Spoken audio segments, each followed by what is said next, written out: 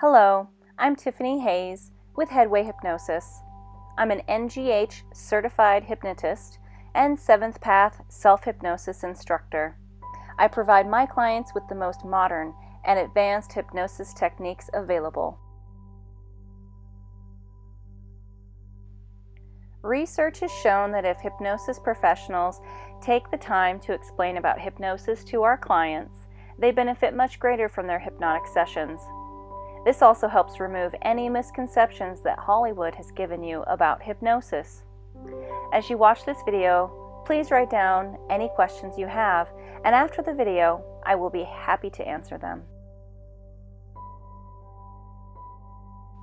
Hypnotists divide the functions of the mind into 4 parts: the conscious mind, the critical factor, the subconscious mind, and the unconscious mind. Each one of these areas functions in a unique way from the other.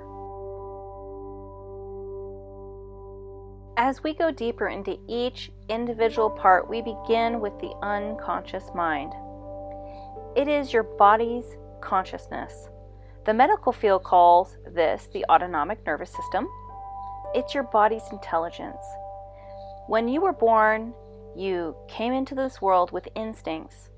The unconscious mind is an inner knowing of how to operate your body. It's responsible for respiration, heartbeat, and all the things you don't have to think about. The unconscious mind has a minimal ability to change. It can change, it can learn, but in daily activities, it isn't very good at it. Another interesting thing about the unconscious mind is that it is the part of you that generates how emotions feel. For example, if you feel happy, there is a physical sensation that goes with that emotion. Your unconscious mind does this for all emotions. For example, the emotions of anger or sadness.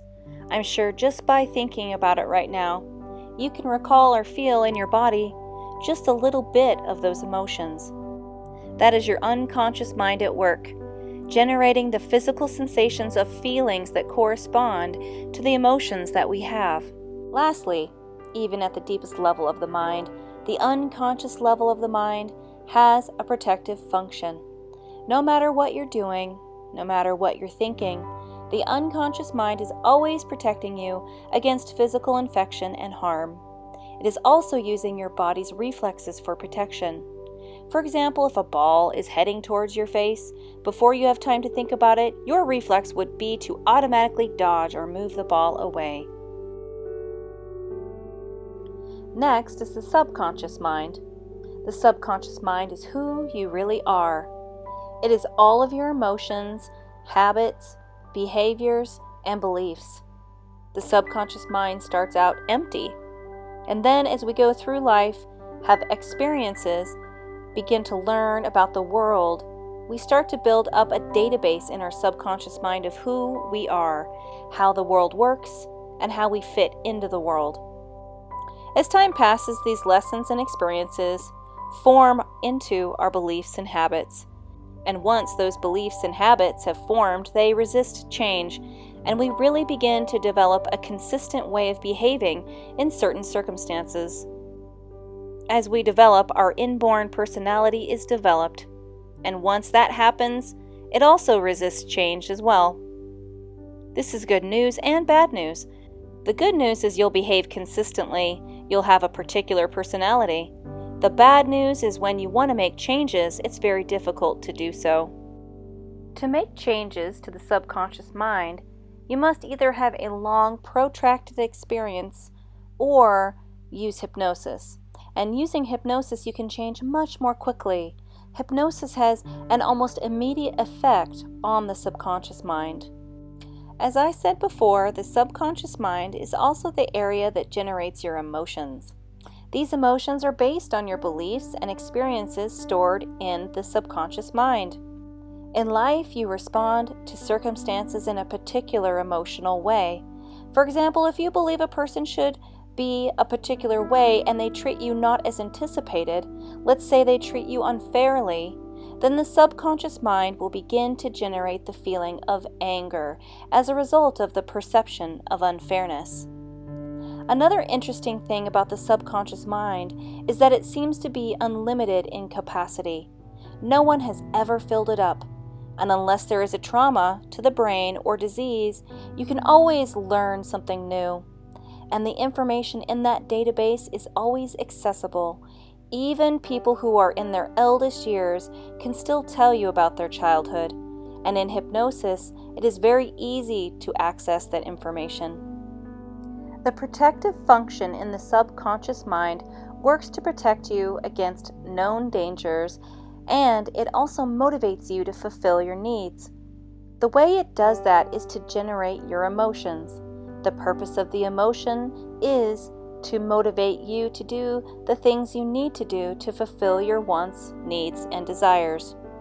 If something is a known danger, it'll generate the emotion of fear, and that motivates you to take care of the situation yourself in a safe manner.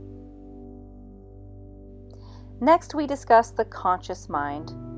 The famous saying by René Descartes tells us, "I think, therefore I am." This applies fairly accurately to the conscious mind. The truth is that who we are is really in the subconscious mind, but the conscious mind is where we have our focus, and it is therefore where we tend to think of ourselves as existing. Right now, your point of focus is this video. If I asked you about your past, your conscious mind could recall your memories, or if I asked you to think about what might happen in the future, your conscious mind could extrapolate an outcome based upon information given. That's what's most important to remember, is that the conscious mind is primarily what you're focusing with right now. It's an analytical and logical problem solver. It can assess a situation, and by using your past experiences, it will come up with solutions. For example, if you're working out a mathematical problem, you're using the conscious mind. Another thing to know about the conscious mind is that it is limited. Scientific research has clearly shown that the conscious mind can only hold about 7 to 9 bits of information at any given time. This is why trying consciously with your willpower to make important and substantial changes in your life usually fails. As you can see, the conscious mind also has a protective function. It is constantly protecting you against perceived danger based upon what is rational and analytical. Sitting between the conscious mind and the subconscious mind is the critical factor. The critical factor is a comparing mechanism. As new information comes in from your senses, it has to be acknowledged by the conscious mind and then pass through this critical factor before it becomes a belief or a habit. The critical factor is the reason why it is hard to change limiting beliefs and habits. When new information comes to the critical factor, it compares it with what's already known in the subconscious mind. If the new information matches what was already there, especially in the area of beliefs and habits, then it is instantly accepted, goes in and then reinforces what already exists. Those limiting beliefs and habits become firmer and stronger in your life. But if some new bit of information comes in and it doesn't match what is already in there, it just goes into that file cabinet, the database of information that you just know, and it is not accepted into the beliefs and habits portion of the subconscious mind. This is where the power of hypnosis is found. In hypnosis, we are able to bypass the conscious mind and the critical factor, which gives us instant and easy access to the portion of your mind where your beliefs and habits live. It is then much easier to change unwanted habits or limiting beliefs into positive change. So you may be asking yourself, what is hypnosis?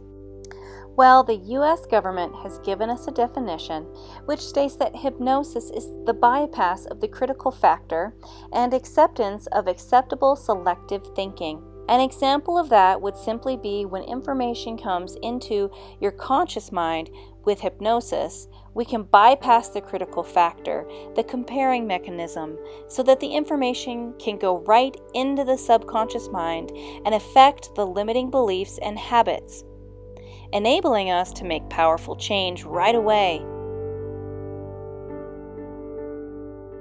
Now, for a few more definitions before we finish. I may, at some point during your sessions, say the word sleep. Think of the word sleep as a shorthand for going deeply relaxed, as if you were asleep with your eyes closed. If you actually go to sleep, you'll miss the whole thing and have a very expensive nap. So stay awake, no matter how many times you hear the word sleep. Just remember, it means eyes closed and deeply relaxed.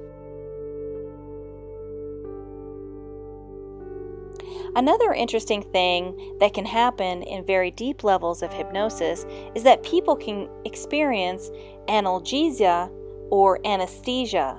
Analgesia is a blockage of pain, and anesthesia is a complete blockage of all sensation. This can also happen naturally. One of my favorite examples of hypnotic phenomena is hallucinations. A hallucination is seeing or hearing something that isn't there. And a negative hallucination is not seeing or hearing something that is actually there. One of the deepest levels of hypnosis, you can experience both hallucinations or negative hallucinations. This can also occur naturally. A great example of this is the disappearing keys, paperwork, purse, or glasses.